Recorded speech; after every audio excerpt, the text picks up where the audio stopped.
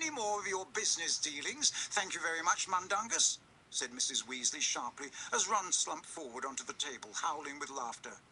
Beg pardon, Molly, said Mundungus at once, wiping his eyes and winking at Harry. But, you know, Will nicked him off Warshy Harris in the first place, so I wasn't really doing nothing wrong. I don't know where you learned about right and wrong, Mundungus, but you seem to have missed a few crucial lessons, said Mrs. Weasley coldly. Fred and George buried their faces in their goblets of butterbeer. George was hiccuping. For some reason, Mrs. Weasley threw a very nasty look at Sirius before getting to her feet and going to fetch a large rhubarb crumble for pudding. Harry looked round at his godfather. Molly doesn't approve of Mundungus, said Sirius in an undertone. How come he's in the Order? Harry said very quietly. He's useful, Sirius muttered. Knows all the crooks. Well, he would, seeing as he's one himself. But he's also very loyal to Dumbledore, who helped him out of a tight spot once. It pays to have someone like Dung around. He hears things we don't. But Molly thinks inviting him to stay for dinner is going too far. She hasn't forgiven him for slipping off duty when he was supposed to be tailing you.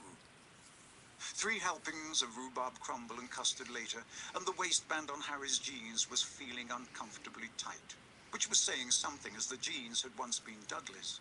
He laid down his spoon in a lull in the general conversation.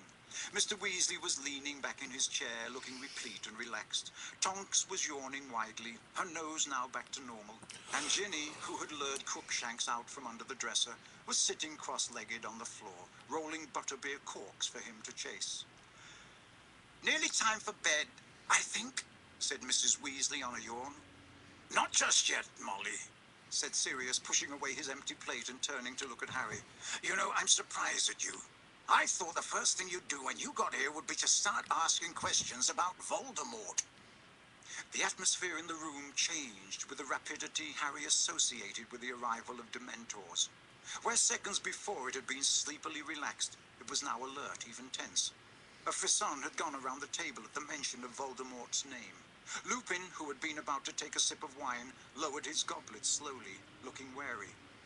I did, said Harry indignantly. I asked Ron and Hermione, but they said we're not allowed in the Order, so... And they're quite right, said Mrs. Weasley. You're too young. She was sitting bolt upright in her chair, her fist clenched upon its arms, every trace of drowsiness gone.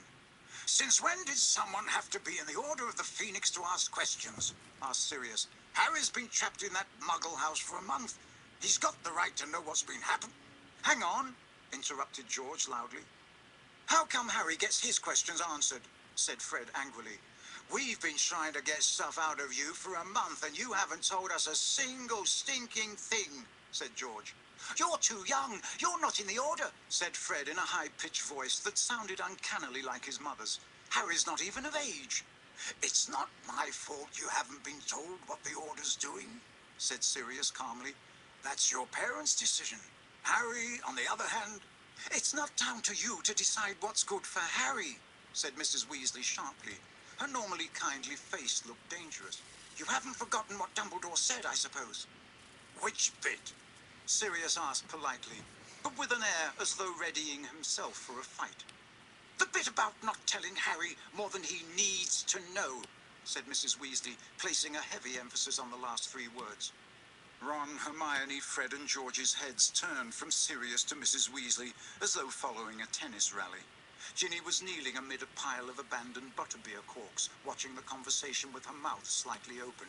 Lupin's eyes were fixed on Sirius. I don't intend to tell him more than he needs to know, Molly, said Sirius. But as he was the one who saw Voldemort come back...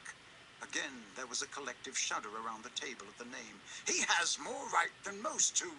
He's not a member of the...